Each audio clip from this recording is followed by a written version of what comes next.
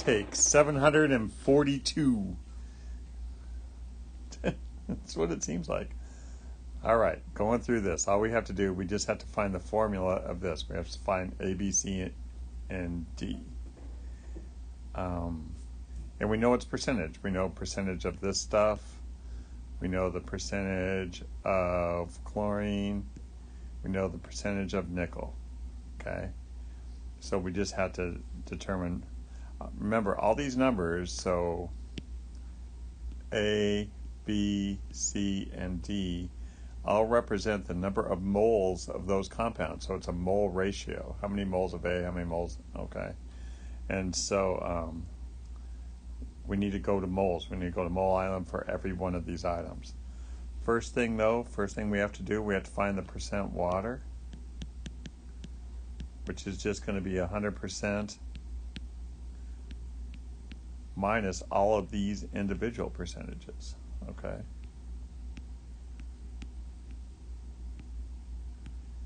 Minus 30.33.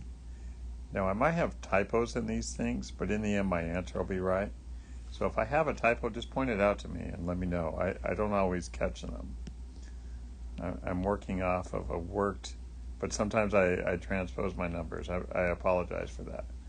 But it should be 15.42% water. Okay? Remember, on these kind of problems, we're not going to worry about sig figs. Okay? And so you want to actually have as many digits as possible because it makes your answer more accurate. It's easier to round. So doing the problem, so we know how much water, so we know how much everything is now. So now just starting, we have 29.14%, sorry, not percent,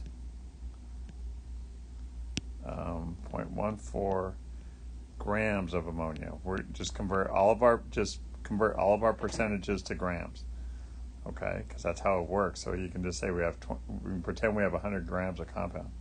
So 29.14 grams is ammonia. There's 17.03 grams of ammonia in a mole of ammonia. So 1.711 moles of NH3. Do that for everything. So 30.33 grams of chlorine,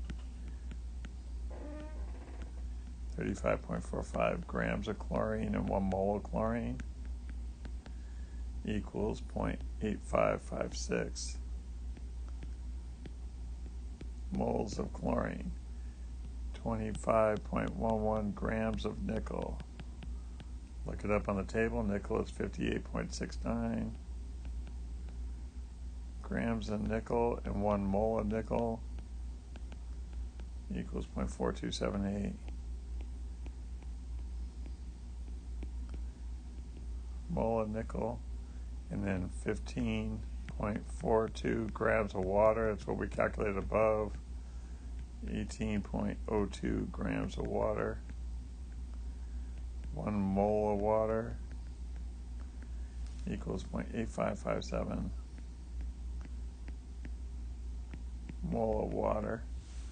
We divide by our smallest number, which is this one. So we're going to divide everything by 0.4278.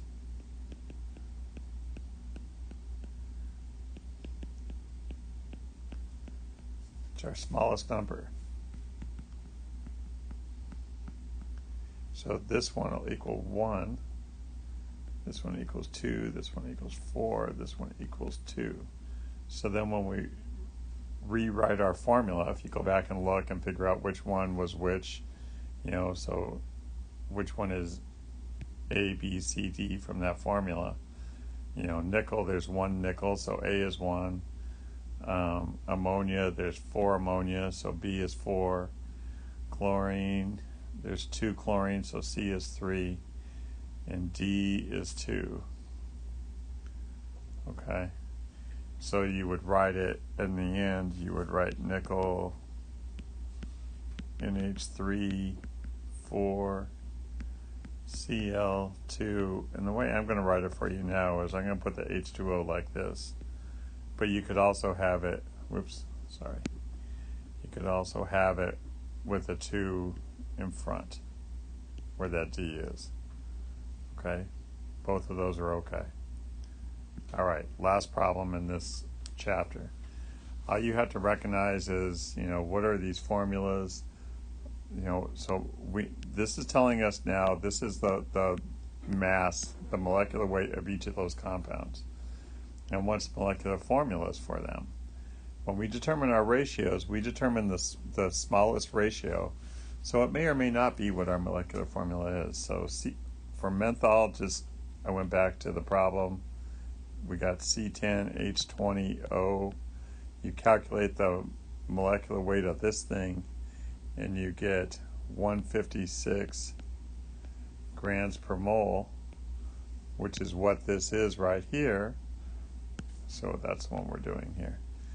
So that means this formula is its molecular formula. Okay? So now let's do eugenol.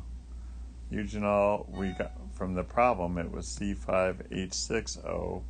That has a molecular weight of 82.1 grams per mole. But here it says it's 164. So 164 divided by 82 equals 2. So we just have to multiply everything by 2. So it's C10H12O2. And if you did a molecular weight of that, it would be 164.2. So that's the point, is trying to find out, if we know what our molecular weight is, what's our formula? Okay, that's where these problems come from. We get the smallest ratio, which gives us a number that, this isn't, you could divide those out. So that's why this happens, and that's why we have to do these things. Caffeine, so doing that, we got C4H5N2O, that's 97.5. So you should be able to see that 195, so if we multiply by 2, we'll be okay. So that means it's C8H10 N4O2.